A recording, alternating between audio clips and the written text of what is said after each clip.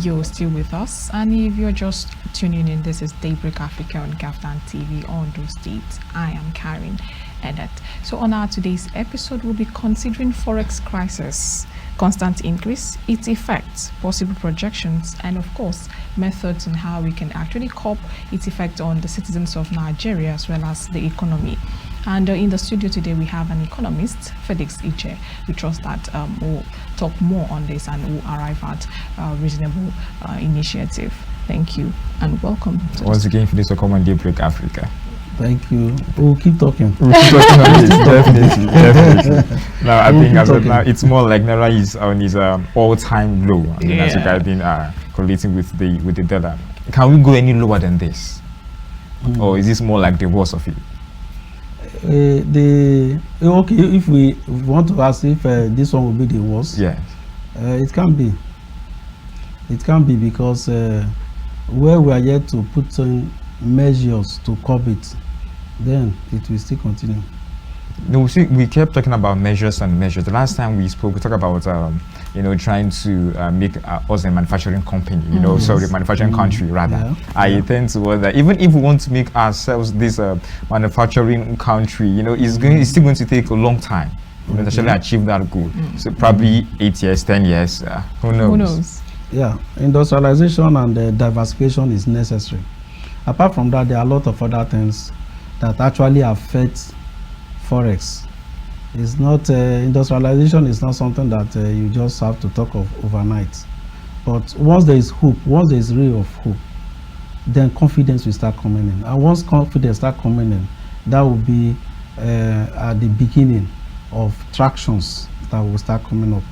Eventually, if there is no hope of change, then things will become a bit difficult. You can imagine, even immediately after the Supreme Court pronouncement that the president becomes substantive and is sustained, then there is better hope.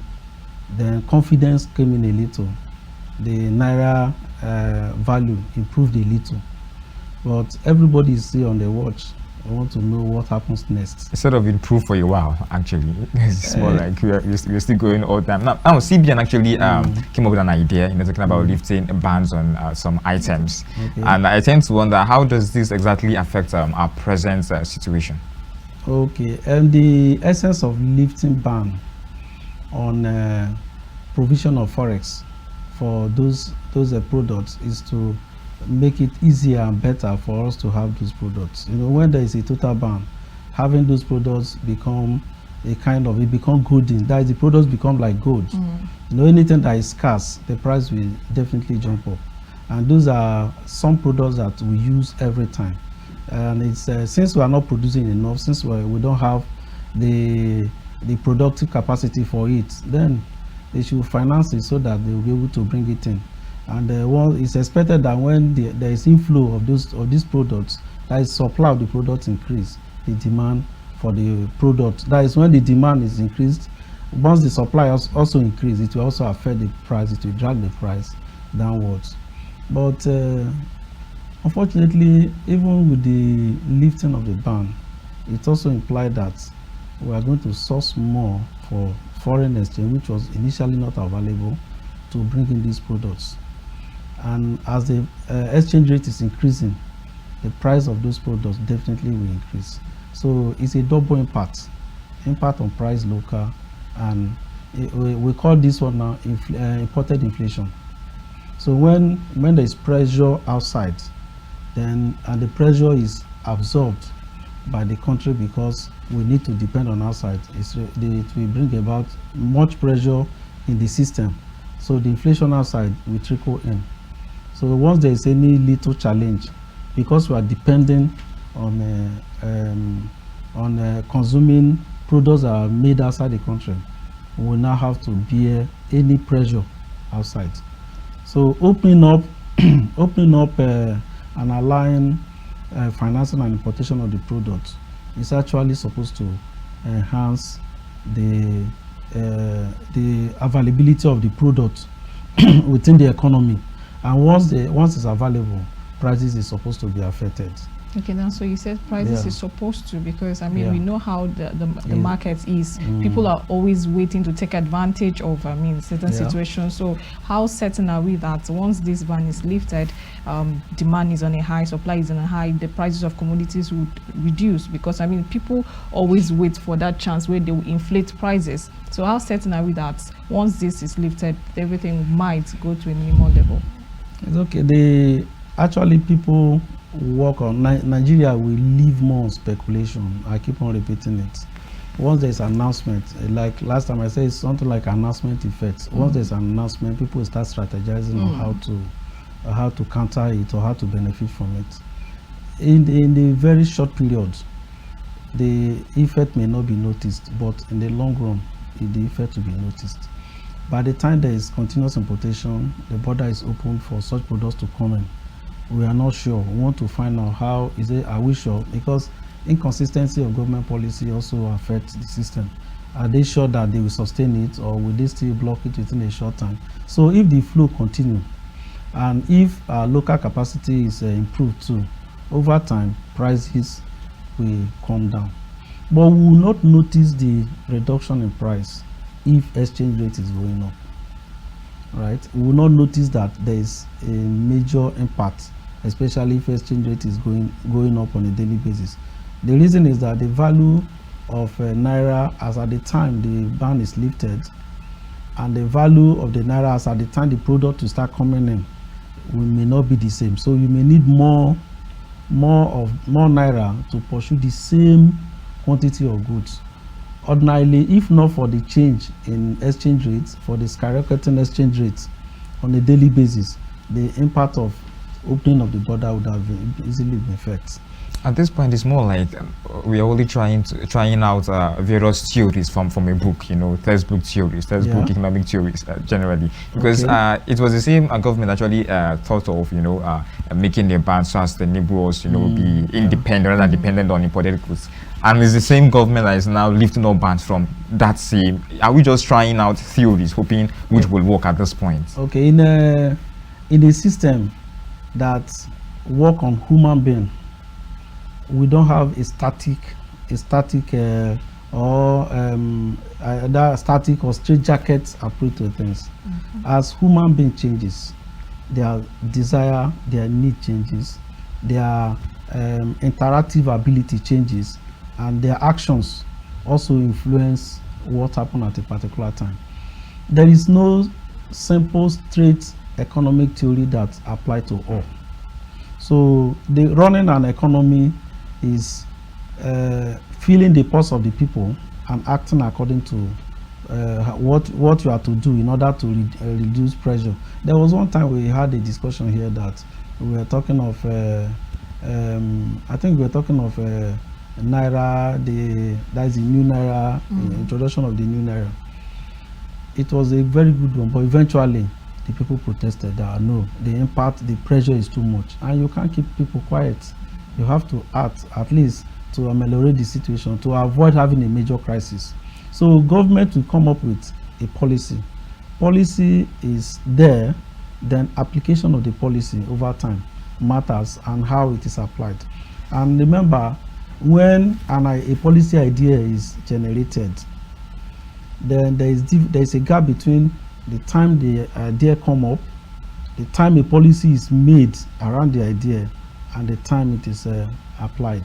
There are some ideas that it will take going to the House of Assembly to make the law, bringing it back, then fine-tuning it may take up to 3-4 months. And people will be expecting that once this thing come up, then the next month things will stabilize. So eventually, it will not work like that.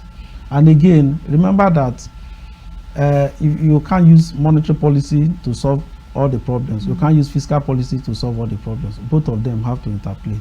Which one comes first and which one comes later? So as the economy goes on and on, you start thinking of how to tweak the policies, what to bring in order to make positive impact.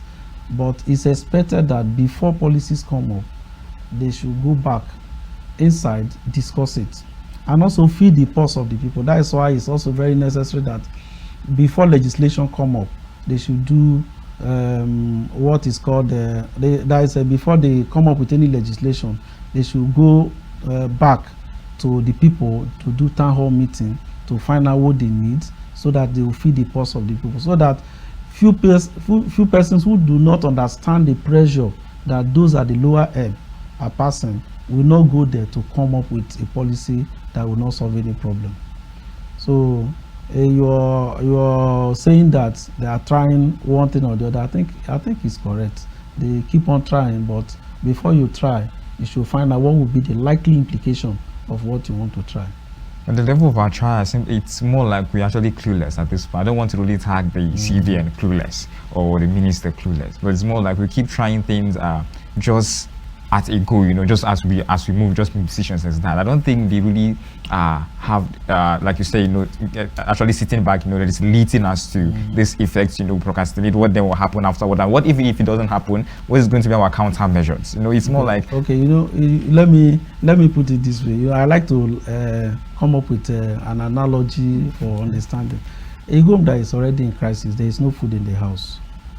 The children, they are out already, their eyes are red. Then you send them to go out to go and hunt, maybe to get one thing or the other. But the bush is burnt already. No animals to hunt, nothing. By the time they come back, you won't be able to preempt what will happen. Any little rough discussion can result to a fight, and eventually they may even fight their father. So that means when there is an issue, it will generate another issue. So while you are solving a particular problem, another problem is being generated. Now, like the federal government is talking of pushing money to cushion the effects of subsidy. First of all, subsidy removal. Subsidy removal had an effect. Now, the effect now is that people are now hungry. To avoid a breakdown of the system, they say, okay, we want to cushion the effect. How do you want to cushion the effect? They want to push money to the society. Having money in the hands now, what are we buying with it? Prices start going up. Then it's okay. Let's exchange rates. People benefited from it. Let's remove the gap between parallel and official markets. A lot of pressure have to come into. Then production of crude. Of course, we depend on crude for our income generation. Production of crude is not happening here. Then price of dollar is going up because price of crude is also going up. Eventually, that impact back on the system. Prices of goods and services start going up. Every month, the MPC meeting, they review the economy. They find out what has happened over time, what next to do. They talk of either to increase, to change the exchange rates, either to take it up or leave it as it was, or coming up with how to control the quantity of money in circulation. When the federal government is talking of pushing it into the system, CBN should be thinking of what to do in order to mop it back. Because if they don't mop it back, there will be a collapse in the system. Mopping it back means they will look for a way so that they invest it back into the government purse, or some of them maybe save it in the bank so that it will be made available for people that have the entrepreneurial ability to generate businesses, in order to go back to the banks to have pool of funds to borrow from, which automatically is supposed to reduce interest rate. But this thing takes a cycle. It takes a cycle. There's always pressure in the system. For any policy to come up, there should be side by side a way to control it. It should not be left open until there is crisis before a solution is suggested. For instance, you see the labor going back to the government to negotiate. After negotiating, it will take months before they start implementing. But once they agree that this is what they want to do, the system automatically accepts it, and it will affect prices of goods and services.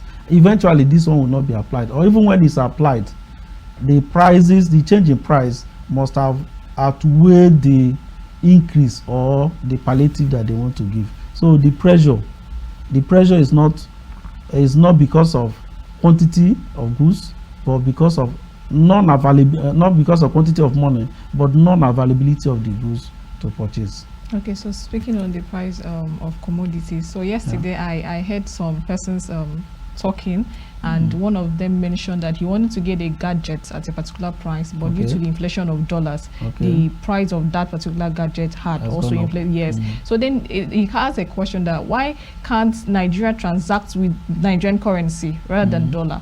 So I mean, I want to ask that question because I guess probably there are other people who might be asking the same question. Why can't we transact with our own naira? Yes, we are not transacting with our own naira because we don't have faith in our naira. And why is it that we don't have faith in our naira? We don't have faith in our naira because we are not producing enough. Because what you actually, just like all of us are seated here now, check around. The things around here, what is the percentage of Nigerian made product here? So if you can calculate it, even yourself what you put on, how many of them are made purely in Nigeria? Your sustenance, is it from Nigeria? If it's not from Nigeria, then you should be needing the currency of the country that feeds you. That's just the theory. Like if you know that you depend on somebody very early in the morning, that's the person you think of. So you will lose faith because we are not producing. In the years past, nobody knew about Chinese currency. The Chinese currency, nobody knew about it. But now, Chinese currency is had almost same with dollar because they are producing, they are everywhere. So by the time we keep improving, like earlier too, they have our Nigerian pounds. Every country knows our Nigerian pounds. Because of our Nigerian pounds, people started coming into the country. Why you are talking of that? Why are we leaving the country? Why are Nigerians just jetting out? We are jetting out because the resources expected is not here again. It's been taken outside, or it's outside, so they want to bring it in. Until we start enhancing our productive capacity to the extent that we start eating what we consume and start having hope that we'll have surplus that will depend on in future from Nigeria. We will not have the faith to keep Nigerian currency. If you want to buy products, what do you buy? Like the person that the analysis you just gave. Ordinarily, if you want to keep your naira, why not just go and buy some product and stock it in the house so that when the price increase, you can sell? That is something like that. It's almost like keeping it, instead of keeping it in dollar, you can keep it in goods. But after keeping it, who is going to buy it? That is another thing. But dollar, you can easily exchange it. Pounds, you can easily exchange it. We have, as it is now, a lot of places, if you go a lot of places to price anything, they will put the dollar price. They will prefer to give you the dollar price because that is a currency that is sustained over time. And the government fights tooth and nail to make sure they preserve the integrity of their currency. So until we preserve the integrity of our currency by backing up with products, then people will not have faith in our currency. So Minister of Finance and Coordinating Minister of the Economy, Wole Edun, he announced that Nigeria is expecting $10 billion in foreign currency inflows in the next few days, and he believes that it will stifle growth in Africa's largest economy. So do you think that this exchange rate could gain against dollars in the next few days? The application of that fund is one. Then what is the source? Because if we bring in a lot of dollars, is good. If they are foreign direct investment, if they are coming in for investment, it will have a faster impact on us. But if it's coming in to pushing the debt gap we have, it may not show much. The inflow of foreign currency, if it's coming in and bringing about establishment of factories, bringing about production of goods and services, then the impact will feel. But if it's coming in because we have wide gap to fill, as it is now, at the time there was one report that says that there is a gap at CBN. The demand for foreign exchange that they are unable to meet up is very wide. So there are a lot of people that are queuing up that want this forex. It's not available. So because it's not available, anywhere they get it, they can pick it. You can't actually block the gap between official and the black market. Last time it was announced, but now it's getting wider. So are you going? How do you remove it? You can't remove it. Where you don't have enough, you can't stop people from getting it outside. And they are if they get more outside, their own price will become official. Your own is no more official. That's just the truth. You made mention of a trading in dollars, and I think that has been that's been ongoing for a very long time, you know, especially internet trading in dollars. But I don't really understand the synergy, how it tends to affect us exactly. What's the synergy between trading in dollars and then how it affects our current situation? Okay. Trading in dollars, that is online e-transactions. Even if there is an open trade in dollars, then what are those things that you actually trade in dollars? Most of them are not in large because of control. The volume is not as much. Most of those transactions is conversions from one currency to the other to make margin transactions. But for those ones that are into heavy businesses, they actually depend on the economy for the purpose of documentation. Most very legal transactions need documentation. So even if I want to buy some products, because of the control, there is limit to which I can trade online. That means I may not go into much industrial activities with it to improve the system. It's only service related, a lot of service related, that they do a lot of online such transactions. Let's look at it now. When you talk of demand for Forex, this foreign currency we are looking for, are we looking for it in hard so that we'll go and buy it just like biscuit and granite? No. Making it available. Availability of it is what we are talking of. Even if you want to do a transfer to somebody outside, you go to bank to transfer. The bank will not keep the cash. CBN will make available. What they do is there is what is called from A and from M. There is no time for us to really analyze much about it. When they are bringing in goods, you feel from M. But from M will show the goods coming, where it's coming from. It will also show the value. Then, so that money will be made available, CBN will make money available for such. If the entire system is opened, that transactions can take place without documentation at all, is going to affect the world economy over time.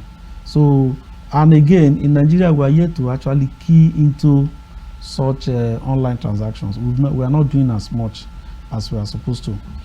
Online transactions also work very well. Let's assume I'm a country, you are another country. Then I want to buy from you.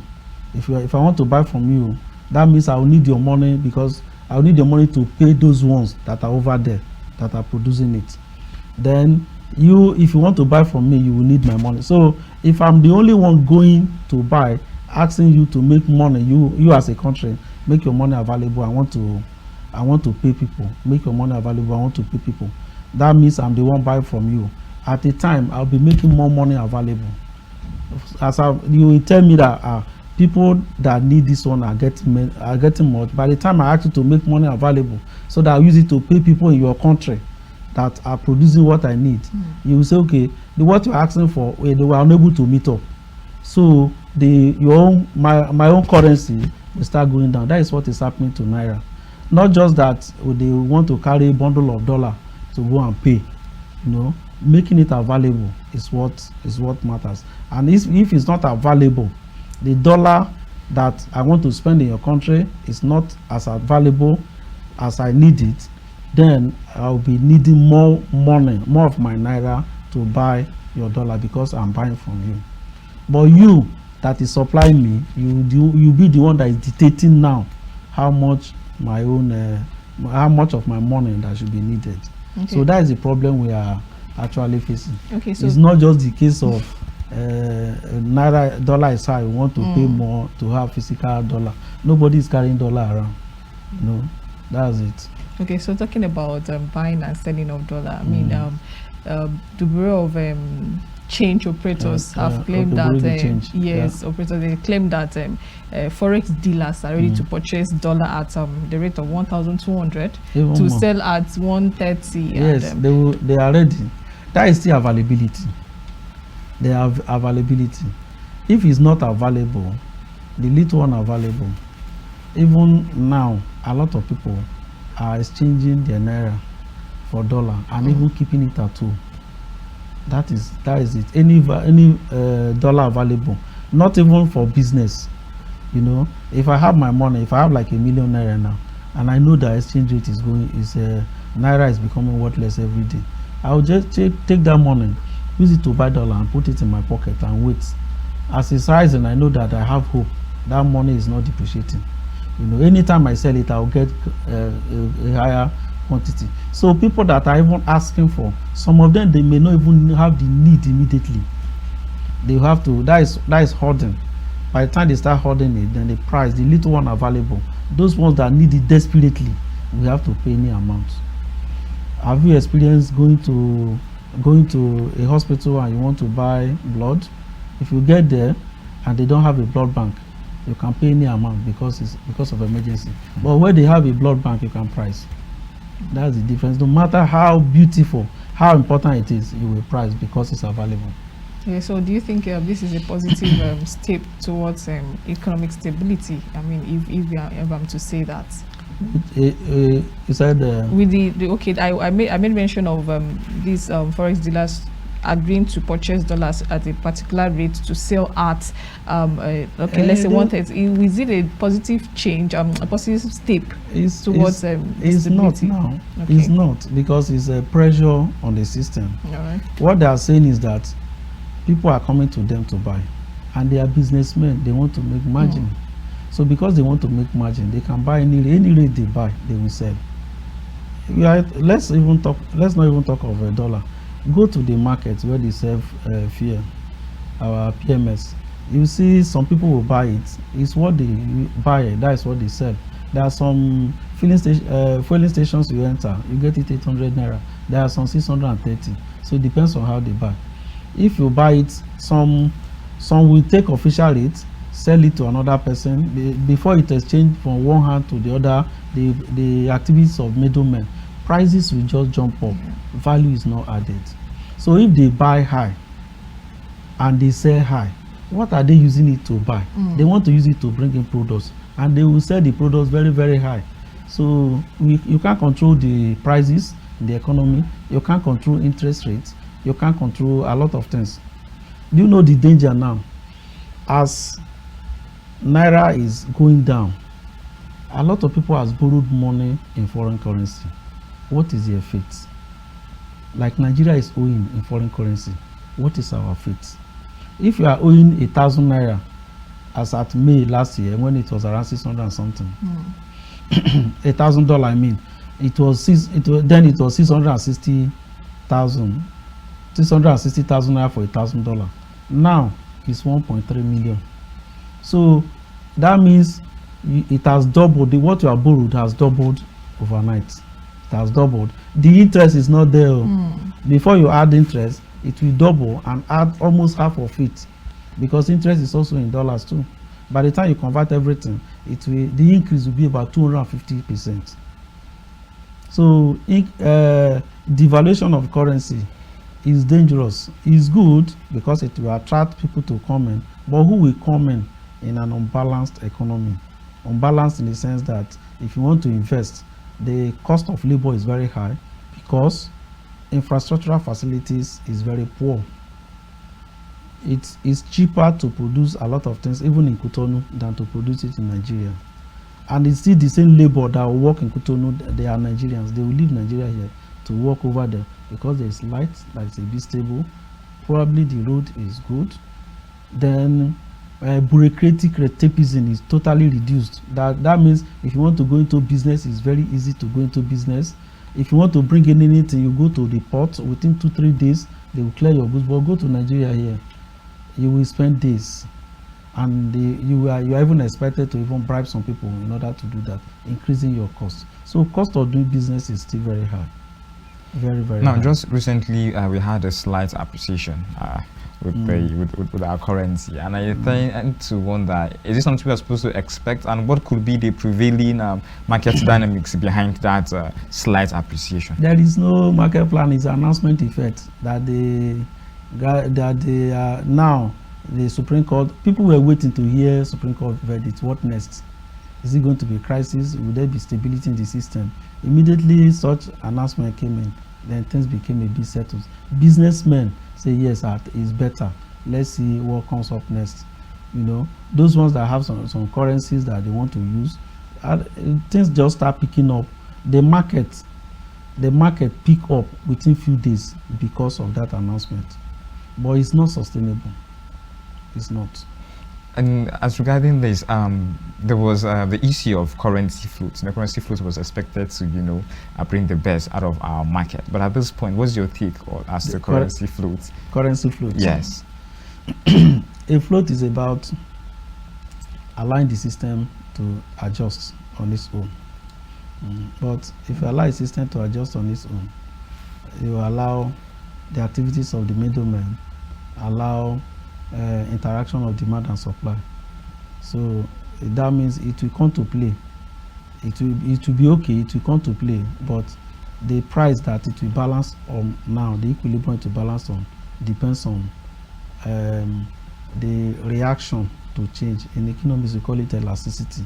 How fast or how wide is the change that will come as a result of change in price as a result of change in the system. So if you allow a float, you allow prices to possibly be determined by those ones demanding and supplying without in any way moderating it. Definitely in the Nigerian system, it's still another form of pressure on the system. But it may not, in the immediate period, it will give people hope. But until there is a balance, until output increase, then the prices will not even be fully stabilized because it's a dynamic system. As one come up, another one will just counter it. So it's not something that we should celebrate much now. What I want to even emphasize is that until we start producing, we cannot say we are doing well. You can't do well when you don't have hope of tomorrow. You can't do well when you don't have hope of tomorrow. Everybody will be waiting for Dangote to start. When is he starting? Is it easy to start when exchange rate is going up every day, and he has employed over 10 to 20,000 expatriates? Is it 2 to 3,000 expatriates? He has employed them there, so a lot of them he's going to pay them in dollars. Most of the gadgets there, all of them are from outside. He was accused that CBN was accused that they allocated a lot to him, but the project he's doing is very gigantic, very gigantic. He's the highest consumer of foreign exchange. So over time, let's find out those things that are tied down now, the fund that is tied down now, until it starts, those funds are still tied down. So foreign exchange issue is not a child's play, and the impact on our economy is not a child's play because we depend on the foreign economy. Therefore, their exchange is meaningful to us, and what happens to it is meaningful to us. Now, the current notion is the central bank is probably lost control. I don't want to use the word clueless. That's the current notion. The central bank actually lost control. I tend to wonder, what are the possible solutions you think the central bank will actually adopt to prefer, The central bank is at the control of monetary policies, trying to find out what to do to moderate the quantity, the supply of money in the system. And they cannot work in the vacuum. They can't on their own change the system.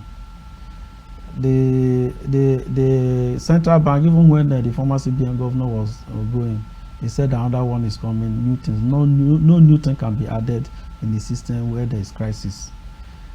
Anytime CBN, they meet every month, they evaluate the system.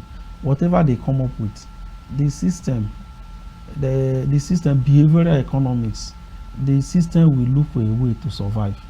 And as they are surviving, they keep on countering what the CBN is coming up with. I think what the CBN should be doing more of is a moral suasion. Moral suasion. The CBN governor or those that are the helm of affairs there, they should be talking more. Though talking with care, not just coming to blab, they should be talking more to give hope to the people. We are on our way, we are planning, we have done this, we want to start doing this, this is our plan. That gives people hope because Nigeria depends fully, heavily on lashing on information gap, information asymmetry. Information gap, we want to build on to see how we can benefit from the gap, information gap. So if you ask anybody in Nigeria now, what is the plan of CBN? A lot of people don't know. Then what is the link between CBN and other banks, commercial banks? A lot of people don't know. So it's better CBN keep on talking. Let them, as at now, they should be speaking more on encouraging the agricultural sector. They should be talking of giving special credits to agriculture and monitoring it. At the time, CBN came up with a project that through Bank of Industry, where they finance agriculture down to people in the farm using microfinance banks. They should encourage more of that. Then they should also talk more on those that produce nutrients like fertilizer, all those ones, the Notori, etc. Dangote is producing fertilizer, but the price is so high that farmers cannot even afford it. And if they can't afford it, they won't be able to produce. Ordinarily, every home, if you check, where in Ondo here, if you check around, there's some environment that you see a building, you see land, vast land all over. This vast land, if they plant anything, nothing will grow. But if they're able to get some fertilizers, turn the soil a little, put it, everywhere will be green. Within a short time, food will come out.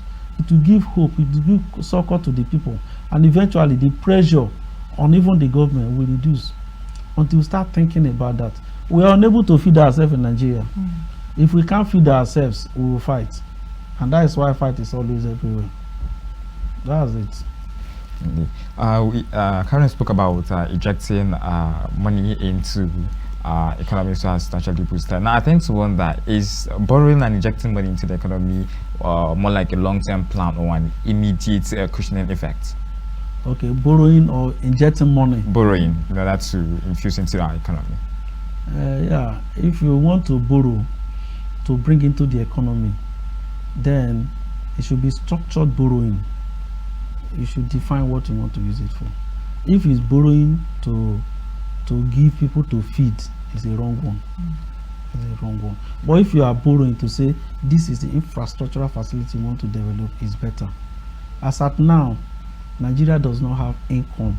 We are zero, because the total income generated in the economy is not enough to pay for our external debt obligations that are due, according to Nigerian Bureau of Statistics and the reports. So total income generated is less than this requirement for debt servicing. If all the money we make is not enough for us to pay interest and the part of principal that we are supposed to pay, what are we going to use to maintain our roads? What are we going to use to pay salaries? What are we going to use to? So that means you are still going to borrow another one to pay. Until we start, even if we want to borrow heavily from World Bank or from anywhere, it should be tied to specific sectors that can revamp the system. If we are now we are not producing, if we are borrowing to say, okay, this period, let us find out, even if it's one refinery we can develop, let us do it so that we start, at least let's start producing. If we are to encourage those ones within the creeks that are refining locally, we will tell them, this crude oil we are selling outside, we can sell to you, come and buy. I remember then, in the olden days when I was very, very young, in my father's house, there is one four-corner, they call it, they actually use it for crude oil. You know, a tin is a tin of crude oil. That is what they call barrel, then a barrel of oil. So every home have those barrel. and they use it. The crude oil was available. They use it to do local pomade and all those things. Eventually, price of pomade was not that much because people can easily produce it. Why can't we sell crude to ourselves? Why are we just selling to people outside? If we can sell to ourselves, some factories will use it. They can produce local pomades. They can produce insecticides. They can produce a lot of things. Then those ones that want to refine, if you feel you can refine, then come and register with the government. Then we will supply you. Give them assurance that you are going to supply them crude, instead of going to the creeks to keep on destroying all those things, saying that they are stealing crude. They will steal if you are not making it available. That's it. So with this new hope scheme, I mean, our time is fast spent. What would be your word of encouragement to the citizens that are actually being bombarded with this current issue? Yeah, is a pathetic situation that we just find ourselves. Our income we are earning, the money we are having is totally nominal, because we don't even know the value again. It's a nominal one. What we should be valuing ourselves is products and activities around ourselves, because money is something that we need to preserve. Until we should look for ways to keep improving the quality of what we have. We should look less about the naira. We should be talking more of how to improve where we are. If you have access to plant, please plant. If you have access to conserve energy, please conserve. Instead of wasting a lot of things, we should conserve. If it requires you, instead of using a lot of money to for instance, so a lot of us go buying a lot of data continuously, then we should ask, why am I buying the data? What economic value? Because there are some data you buy, it will generate this money, but there are some you will buy, you will just use it to talk. So there are a lot of things you need to, gaps that you need to cover. And let's keep, while we pray for Nigeria, it's not only prayer. Prayer will not answer itself. We have to do our own bit.